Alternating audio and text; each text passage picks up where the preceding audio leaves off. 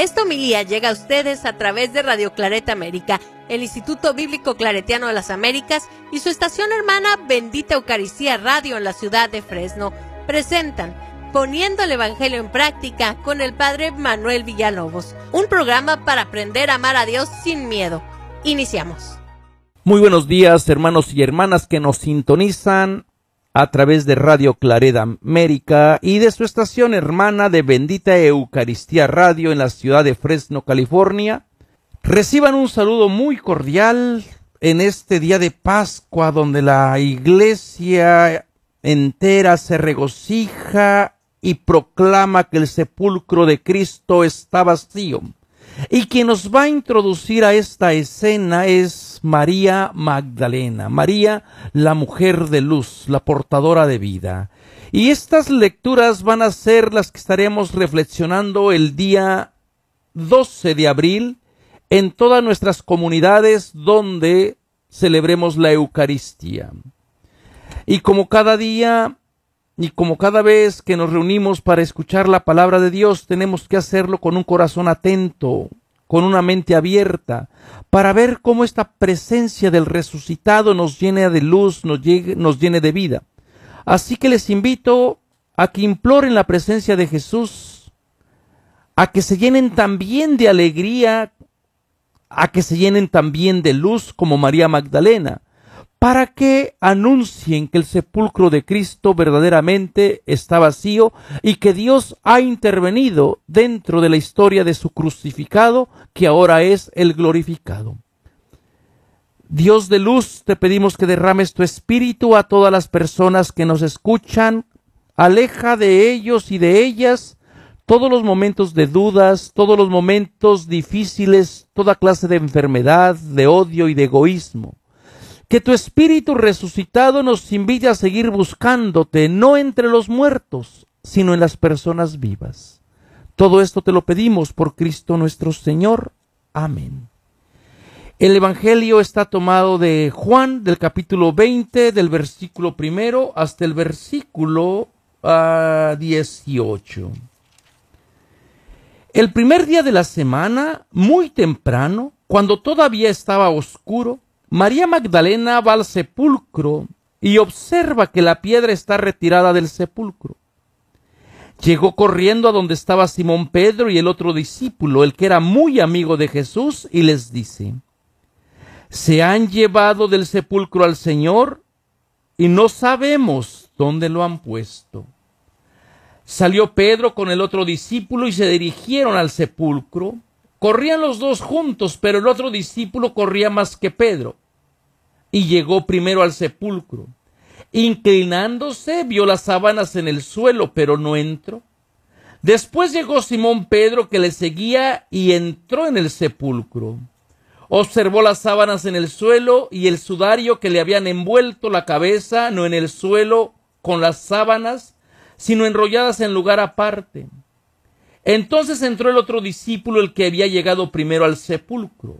Vio y creyó. Todavía no habían entendido que según las Escrituras él debía de resucitar de entre los muertos. Los discípulos se volvieron a casa. María estaba afuera llorando junto al sepulcro. Mientras lloraba, se inclinó hacia el sepulcro y ve dos ángeles vestidos de blanco sentados, uno a la cabecera y el otro a los pies del lugar donde había estado el cadáver de Jesús. Y le dice: «Mujer, ¿por qué lloras?». María respondió: «Porque se han llevado a mi Señor y no sé dónde lo han puesto». Al decir esto, se dio media vuelta y vio a Jesús de pie, pero no lo reconoció. Jesús le dijo: «Mujer, ¿por qué lloras? ¿A quién buscas?». Ella, creyendo que era el jardinero, le dijo: «Señor, si tú te lo has llevado, dime dónde lo has puesto y yo iré a buscarlo». Jesús le dijo: «María». Ella se vuelve y le dijo en hebreo: «Rabuni», que significa maestro. Le dijo Jesús: «Déjame, que todavía no he subido al Padre, pero ve a decirle a mis hermanos: subo a mi Padre y al Padre de ustedes, a mi Dios y al Dios de ustedes. María Magdalena fue a anunciar a los discípulos: he visto al Señor y me ha dicho esto. Palabra de Dios. Hermanos y hermanas, en una semana hemos vivido nuestra fe de una manera intensa. Hemos acompañado a Jesús con su última cena el Jueves Santo. Hemos estado presentes en su vía dolorosa, cargando la cruz, donde muere como una persona totalmente abandonada de Dios. Hemos sentido su agonía, su desesperación, sus deseos, e incluso hemos escuchado su oración que le dirige a Abba, al Dios Padre, que si es posible que retire de él su copa, pero que no se haga la voluntad sino la de Dios. Y hoy, por último, fuimos testigos también de cómo lo dejamos en un sepulcro. Vimos cómo las mujeres se quedaron a la expectativa del cuerpo de Jesús que se quedó en el sepulcro, y estábamos jugando con la idea que ya estaba preparándonos para la resurrección. Ahora vamos a ver cómo este proceso, cómo este evangelio tan lleno de símbolos nos va a decir una cosa: Jesús ha resucitado. Y de eso son testigos toda la comunidad y especialmente las mujeres. Y aquí va a intervenir una vez más todo un simbolismo que los evangelios van a tratar de explicar para poder llegar a esta convicción de que Dios no dejó morir a su Hijo amado de una manera absoluta, ¿no? Que la muerte queda por fin aniquilada porque Jesús, venciendo a la muerte, ahora vive y ahora es glorificado por el Padre. Estas creencias que nosotros tenemos, que ya nos parecen como un dogma de fe, que ya no nos cuestionamos, muy probablemente sea lo más difíciles de explicar desde el punto de vista histórico. Y por eso es que el evento de la resurrección va más allá de la historia. Es decir, la historia nos puede acompañar hasta decirnos cómo es que era la tumba, cómo es lo difícil y lo problemático de tener una tumba abierta. Pero de la experiencia de fe de que Jesús ha resucitado, eso, hermanos y hermanas, solamente la persona que se mueve con este valor de la fe puede darle su fidelidad y su entrega para decir: efectivamente, en la muerte de Jesús intervino Dios. Cosa nada fácil, porque ninguno de los evangelios nos explica exactamente cómo es que Jesús resucita. Lo único que los evangelios siglos después nos van a dejar es el testimonio de una comunidad que nos van a estar hablando en símbolos, que nos van a estar hablando de realidades que a lo mejor se pueden escapar de nuestra mente.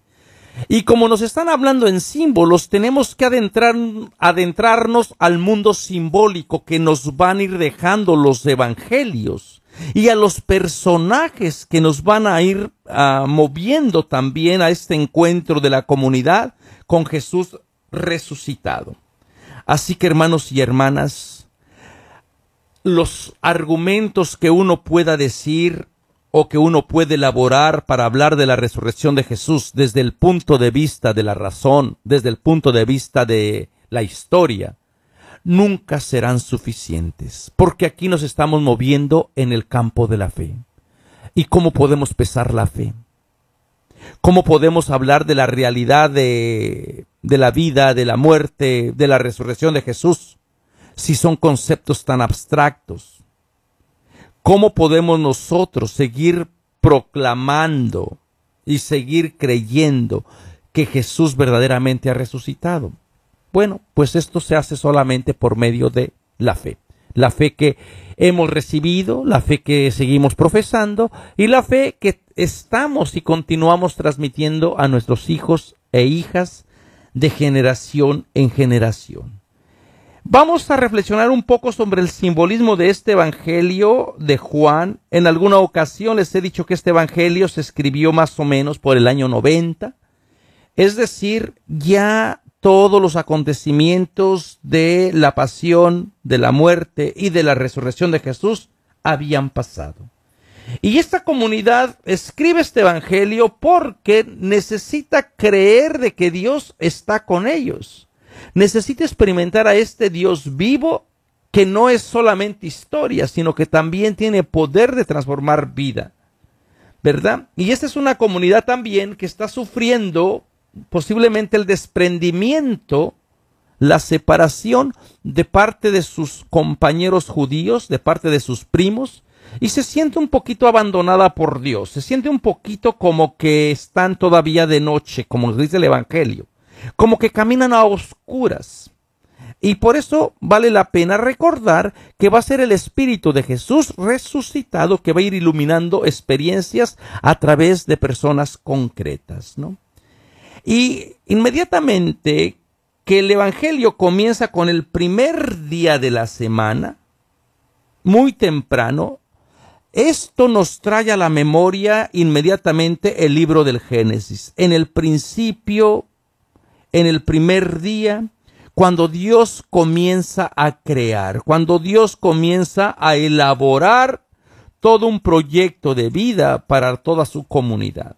Entonces el primer día de la semana hace hincapié a un nuevo comienzo, a un nuevo inicio, pero esto ya no va a ser solamente para un cierto pueblo, sino que va a ser el primer día para toda la humanidad. En la muerte de Jesús, entonces, hermanos y hermanas, tiene un aspecto de salvación universal. Este es el primer día donde comienza una nueva creación, una nueva relación. Y yo creo que tenemos que estar también agradecidos con Dios de que no termina en que no solamente hay una creación y que Dios no ha terminado su creación. Porque a veces hablamos de la creación de Dios como si fuera en pasado, como si ya la creación estuviera toda completa. Y más bien podemos ahora reapropiarnos la imagen de que Dios sigue creando, sigue recreando y va perfeccionando. Entonces, en el encuentro con Jesús estaríamos en el momento culmen de una nueva creación, una nueva humanidad, una creación que ya no va a nacer de la desobediencia, sino de la entrega de Jesús al plan de Dios, ¿no? Y quien nos va a introducir esta imagen del primer día de la semana va a ser una mujer. Y esta mujer que también se va a ir moviendo de acuerdo al personaje, ¿verdad? Esta mujer viene prácticamente de la oscuridad, llega hacia la luz, cuando todavía era de noche, cuando todavía estaba oscuro. No solamente es el tiempo cronológico de decir es de noche, está oscuro, sino se está moviendo más bien en el tiempo discipular. Esta mujer le está costando trabajo entender cómo es que Jesús está resucitado y se va a meter dentro de este proceso para encontrar luz, para encontrar verdad, porque va a hacer prácticamente todo el camino discipular al que la gente de la comunidad de Juan estaba llamado. En el Evangelio de Juan tenemos esta peculiaridad, ¿no? Juan siempre va a hacer contrastes en los que son del día y los que son de la noche, en los que son del mundo y los que no son del mundo, entre el espíritu y la carne. Entonces pone dos realidades como para que la comunidad se examine y diga, ¿dónde está mi corazón? ¿A quién le estoy dando mi fidelidad? Así que María Magdalena podríamos decir que es el personaje que representa a toda la comunidad que se está desprendiendo de la oscuridad y se va a ir incorporando a la luz que nace de la resurrección. Pero todavía María Magdalena no sabe que Jesús ha resucitado. Nosotros como lectores sabemos lo que pasó, pero necesitamos meternos dentro del personaje, caminar con el personaje, cuestionar al personaje, sentir sus dudas, sus preguntas, sus miedos, su amor, su entrega. Eso es leer el Evangelio de una manera crítica, ¿no? Porque nosotros podemos decir, ay, pues ya sabemos que se le apareció a María Magdalena Jesús resucitado y se acabó la historia. Pues esto no sería una manera de estudiar la Biblia, ¿verdad? Sino que tenemos que ir por procesos. Primer día, entonces María representa posiblemente a la mujer, a la comunidad que le está costando trabajo entender exactamente cómo es que Jesús resucitó. Pero al mismo tiempo representa a la mujer que busca, a la comunidad que busca, y representa también, simbólicamente hablando, representa también a la mujer del Cantar de los Cantares. Esa historia de la mujer del Cantar de los Cantares que se maneja en la Biblia, donde aparece una pareja enamorada, María Magdalena entonces encarnaría a la comunidad enamorada que se siente abandonada de su amante o de su esposo, en este caso de Cristo y de su Dios, ¿no? Entonces, si María Magdalena representa a la nueva comunidad o representa a la enamorada del Cantar de los Cantares, que anda buscando al amado, y Jesús, el hombre amado, ahora también glorificado, podemos entender claramente sus sentimientos. Y fíjense lo que dice Cantar de los Cantares del capítulo 3, dice: en mi cama por la noche buscaba al amor de mi alma. Lo buscaba y no lo encontraba.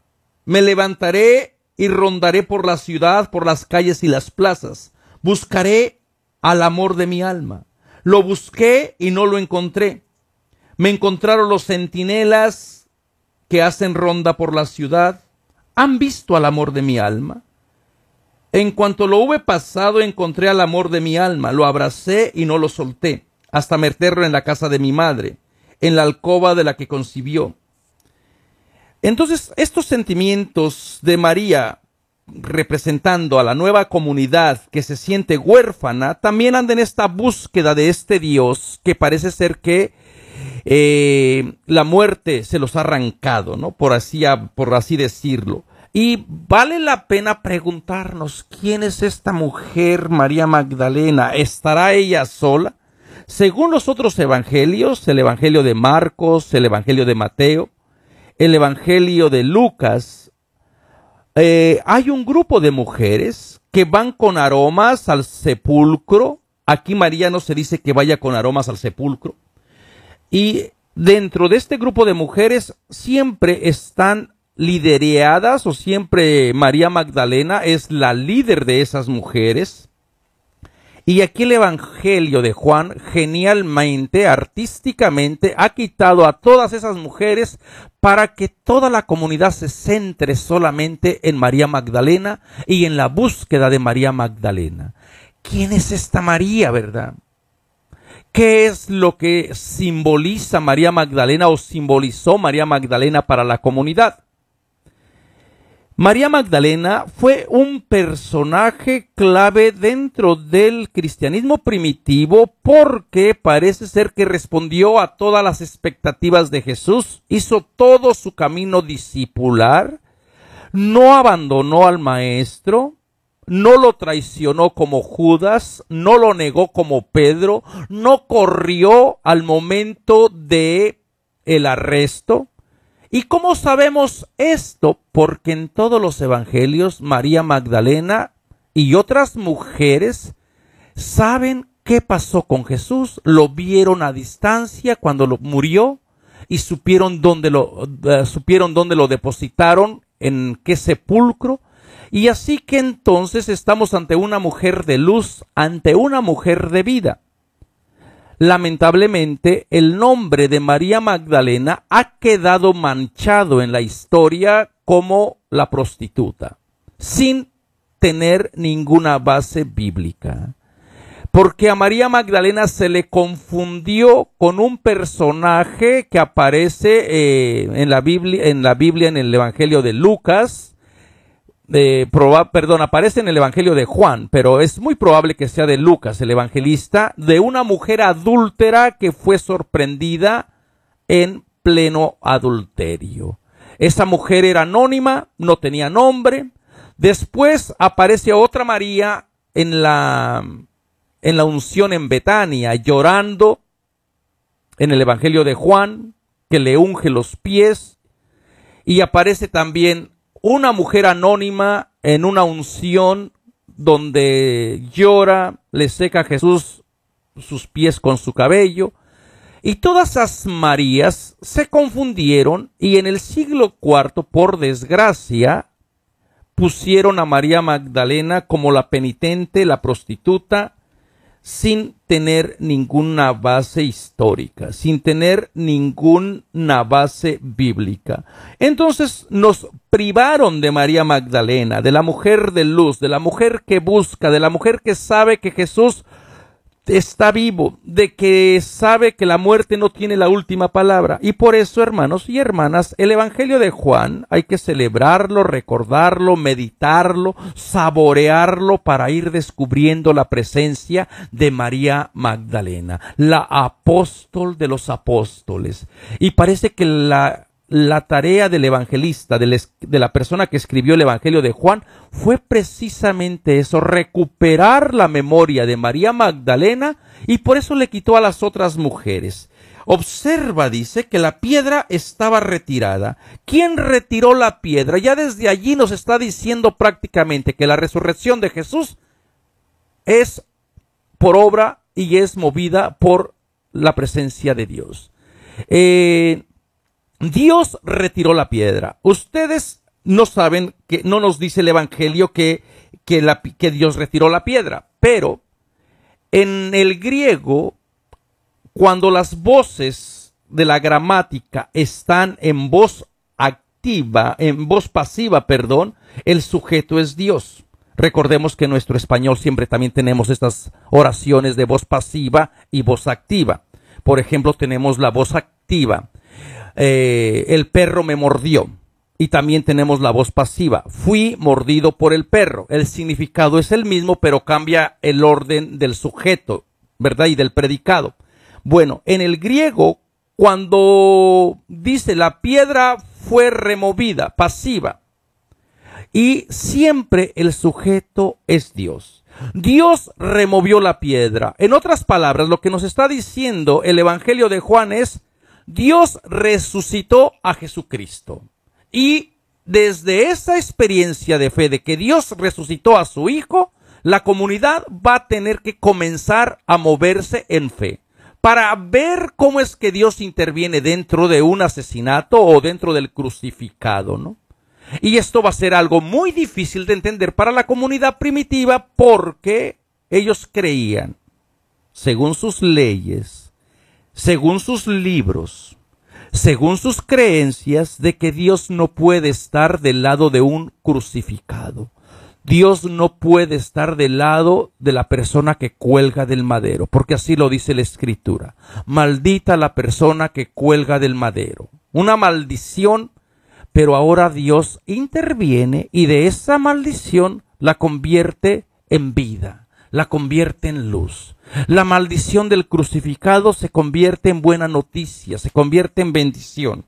Y es María Magdalena la que nos introduce a este misterio y va y le anuncia a toda la comunidad. Por eso es que a María Magdalena se le llamaba y se le sigue llamando con el nombre de la apóstola apostolorum, la apóstol de los apóstoles, porque apóstol significa enviado, enviada. Y es María Magdalena la enviada de ir a anunciarle a la comunidad de que Jesús ha resucitado, de que Dios ha intervenido dentro de la historia. Y por eso es que va corriendo donde está Pedro y donde está el otro discípulo que Jesús amaba. Y fíjense lo que dice: se han llevado del sepulcro al Señor y no sabemos. Ahí está hablando en un plural, no sabemos dónde lo han puesto. Y ese no sabemos quiere decir que María Magdalena no estaba sola. María Magdalena posiblemente está con todas las mujeres de la tradición de Lucas, Marcos y de Mateo, con María de Salomé, María de Cleofas y la otra María. Entonces María Magdalena es la que lleva el liderazgo dentro de estas mujeres y es la portadora de la vida. Y bueno, podemos también imaginarnos a una mujer valiente saliendo de la oscuridad, recorrer toda la plaza, cruzar la muralla, llegar finalmente a donde está la tumba. María Magdalena puede ser acusada de robatumbas. Sin embargo, el amor que sabe que nunca muere, la motiva. La luz que lleva dentro es su guía. El Espíritu de Dios de la nueva creación que ha sido soplado en ella es la que le da la energía de ir, venir, buscar, inclinarse, agacharse, llorar, preguntar, indagar. Fíjense, toda ella es movimiento, toda ella es actividad. Así que mujeres en María Magdalena tienen un ejemplo a seguir, tienen un ejemplo de buscar, preguntar, indagar. Y yo creo que esta imagen o esta memoria de María Magdalena no puede morir. Y una vez que María informa a la comunidad, bueno, ya viene esta carrera que hacen entre Pedro y el discípulo amado. No es una carrera solamente física, sino es una carrera también discipular. ¿Quién es más importante? ¿Quién es el líder en la comunidad? En la figura de Pedro y el discípulo amado están estas competencias. ¿A quién vamos? La comunidad está huérfana. ¿Quién nos puede dirigir si la comunidad está como ovejas sin pastor? Entonces esta carrera de Pedro y del discípulo que Jesús amaba, que recuerden que no sabemos quién es exactamente el discípulo amado, la tradición se lo pone al evangelista Juan, pero les decía el otro día que también otro de los candidatos era Lázaro. Y ahora también hay una teoría que postula que posiblemente María Magdalena sería la discípula amada, porque hace la perfección de buscar, de vivir la fe y de entregarse totalmente a la causa de Jesús.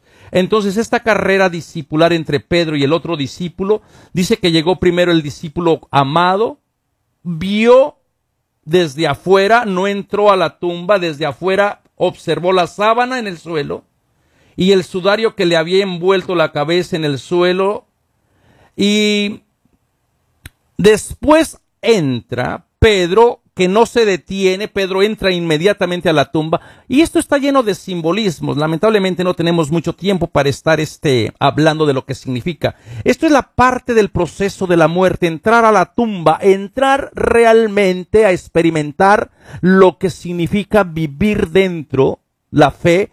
El misterio de la resurrección de Jesús no se puede explicar desde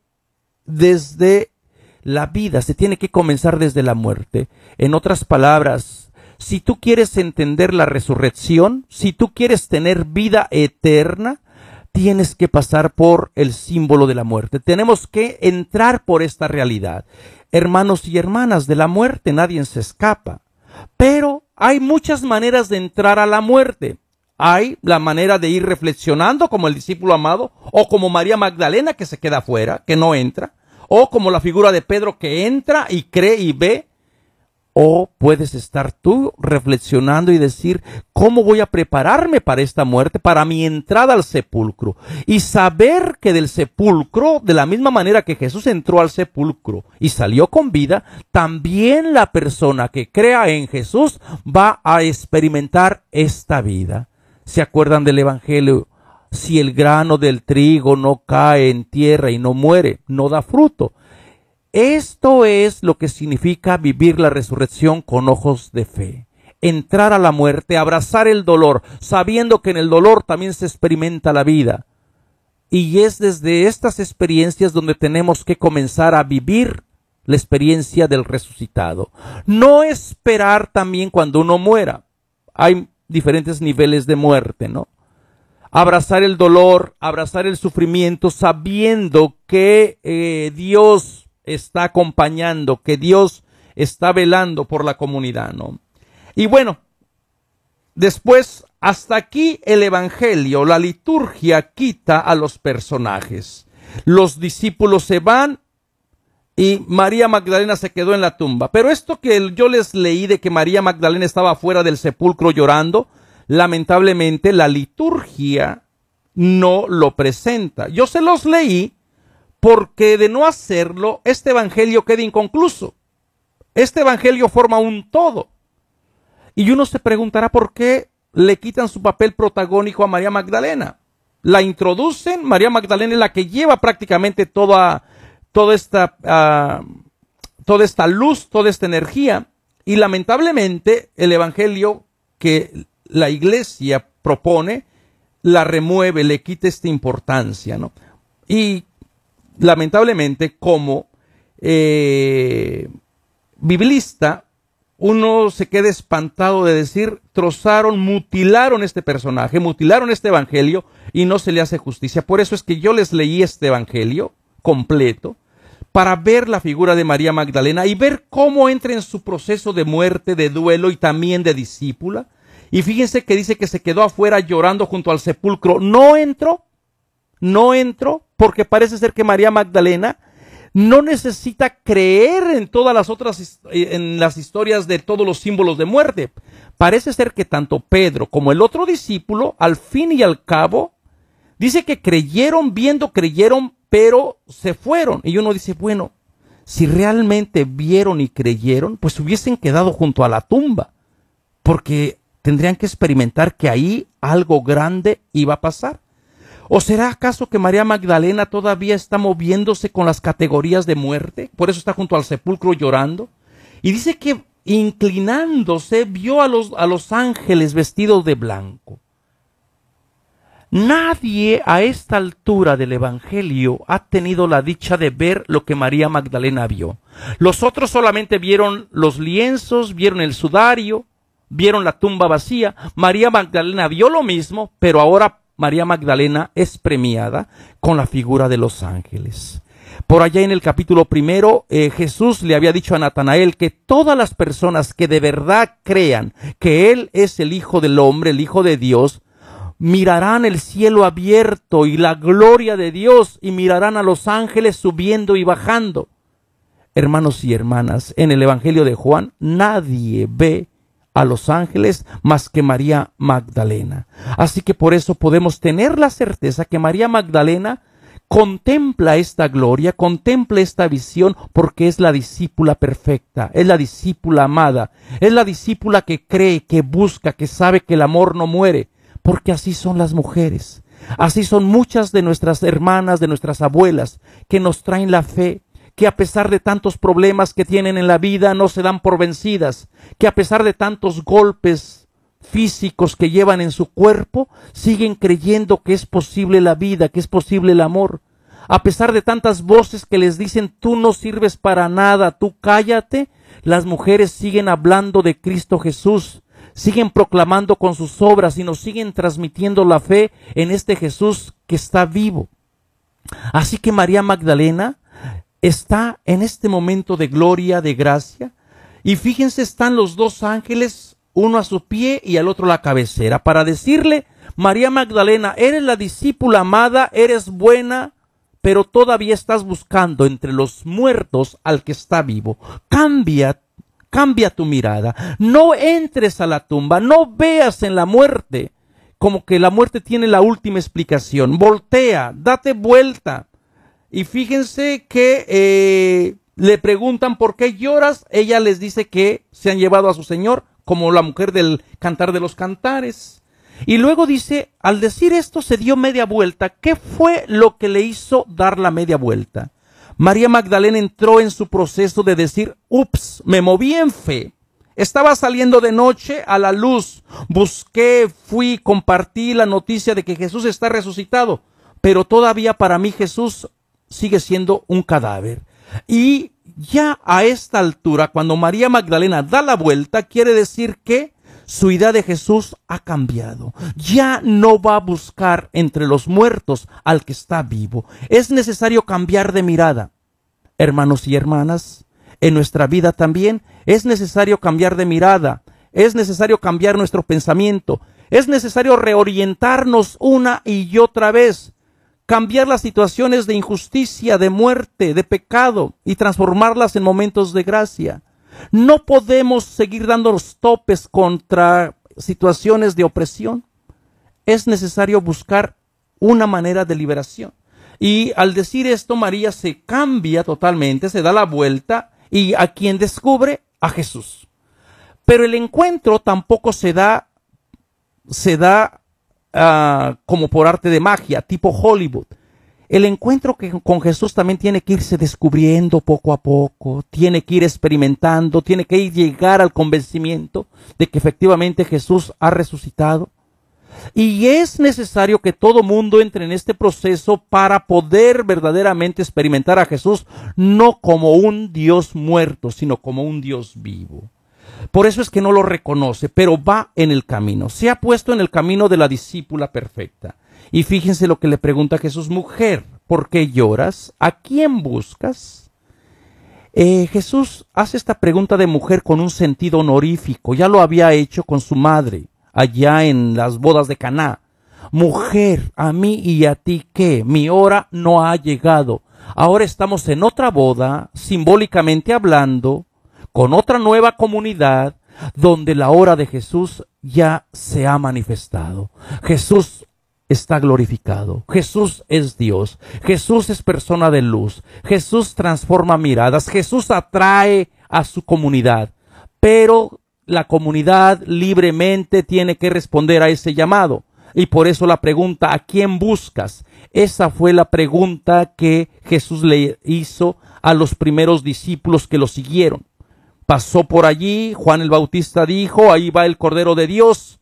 Y al escuchar, rápido lo siguieron los discípulos de Juan a Jesús. Jesús se volteó y les dijo: ¿a quién buscan?